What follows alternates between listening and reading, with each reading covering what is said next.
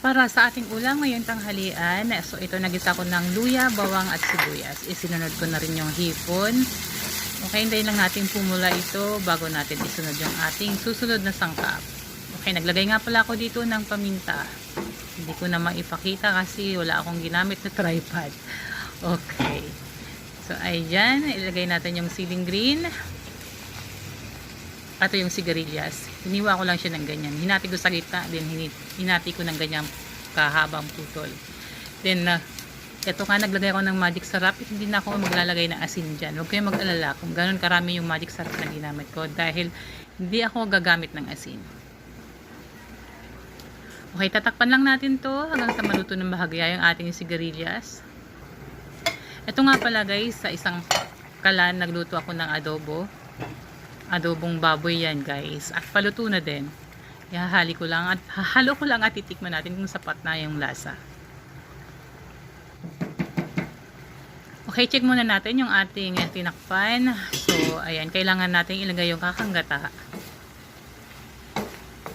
Okay na to. So, half cook na yung ating sigarilyas. Saglit na lang to. At ilalagay ko na rin yung kakanggata.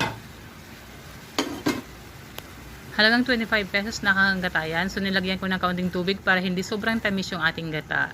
Ayan. Halo-halo ko siya hanggang sa kumulo para maganda yung pagkakaluto sa gata.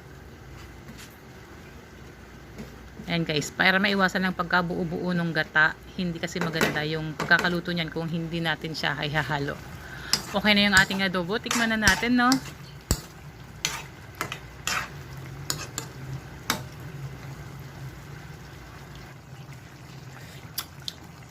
Sarap. Saktong-saktong lasa. At ito na mga sigarilyas natin. Okay, so paluto na siya. Tikman na rin natin kung okay na yung lasa.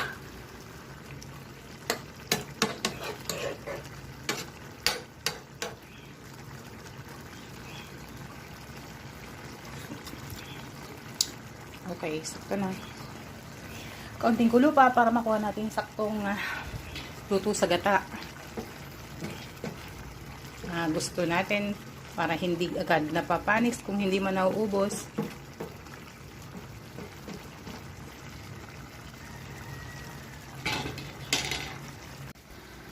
At sinama ko na rin pala yung natitirang pritong tilapia dito sa aking ginataan para naman hindi masayang.